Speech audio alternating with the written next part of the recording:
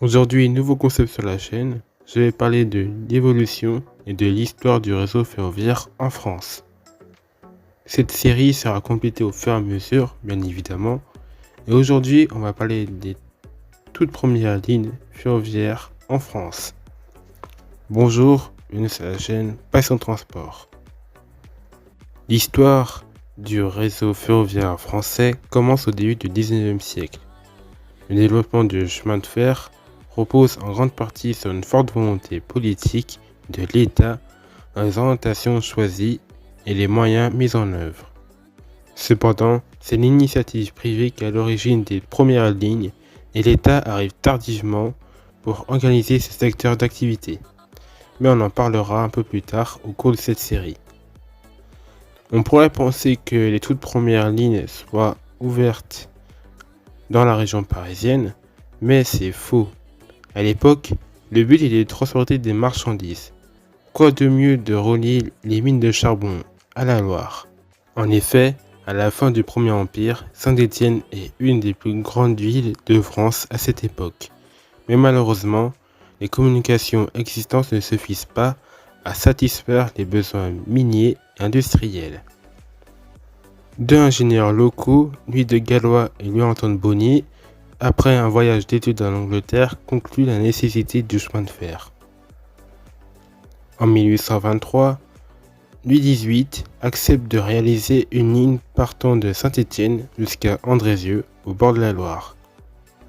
Cela permet évidemment d'acheminer le charbon jusqu'au cours d'eau pour être ensuite distribué dans d'autres grandes villes françaises par d'énormes bateaux. Cette ligne fut la première ligne ferroviaire en France et sur le continent européen. La ligne est construite en voie unique sur une grande partie de son parcours, avec des relais où les convois se croisent pour changer les chevaux. D'ailleurs, vous savez que le mot « gare » vient de cette ligne. Effectivement, un convoi qui se met sur le côté pour en laisser passer un autre, on disait qu'il se gare, et du coup, ce mot est resté pour désigner l'endroit où on prend le train. Autre fait incroyable, le mot train qui désigne ce bidule, eh bien, il n'existait pas à l'époque. Lui, Antoine Bonnier, décrivait le chemin de fer comme un mode de transport intermédiaire entre les routes ordinaires et les canaux. D'ailleurs, il n'avait pas encore de route à cette époque. C'était plutôt des chemins. Évidemment, c'est pas drôle. L'écartement des rails entre guillemets était de 4 pieds 8 pouces et demi, soit 1435 mm, qui est aujourd'hui devenu l'écartement standard. Au départ, la ligne accueillait des rails en fonte en forme de ventre de poisson. Ces rails étaient pas très rigides, surtout dans les courbes, et du coup, ils ont été vite remplacés par des rails classiques qu'on connaît aujourd'hui. En 1832, la voie ferrée accueille ses tout premiers passagers dans un confort pas au point. En 1834, des vraies locomotives apparaissent sur la ligne. Bon, elles n'étaient pas capables d'atteindre les 15 km/h, mais il faut se remettre dans le contexte de l'époque, vu qu'à l'époque c'était incroyable, jamais vu ailleurs, avec des techniques et technologies totalement révolutionnaires. Puis l'ancien parcours est modifié, et du coup, le tronçon original est abandonné entre Saint-Étienne et Andrézieux en 1850.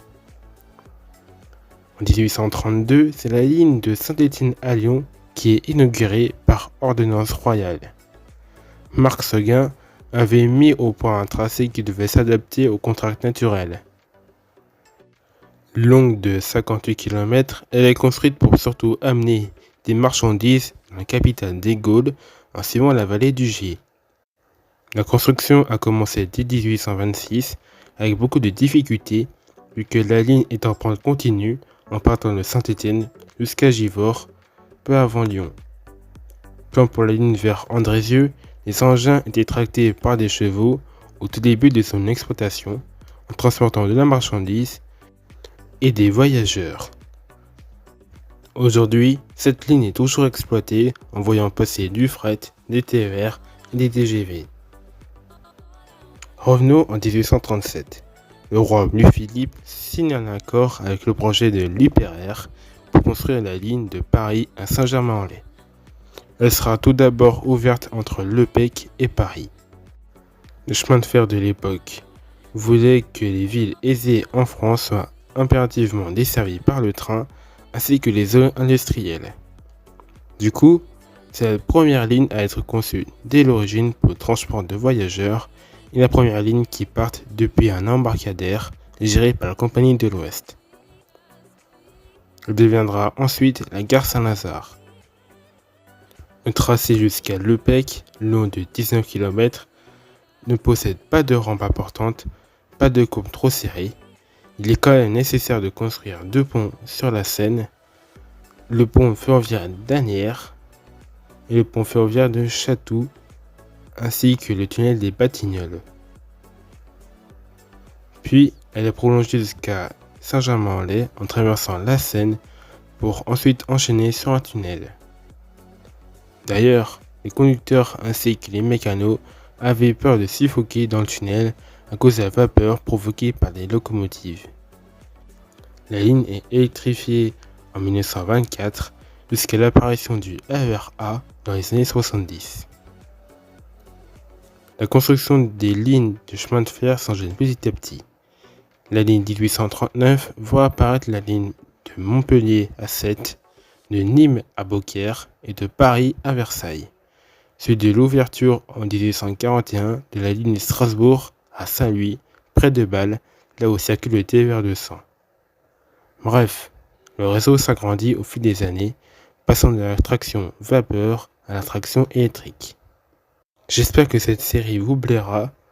Abonnez-vous à la chaîne, n'oubliez pas d'activer la cloche pour rater aucune des prochaines vidéos. N'oubliez pas de me suivre sur Instagram et Facebook. Et à la prochaine. Salut!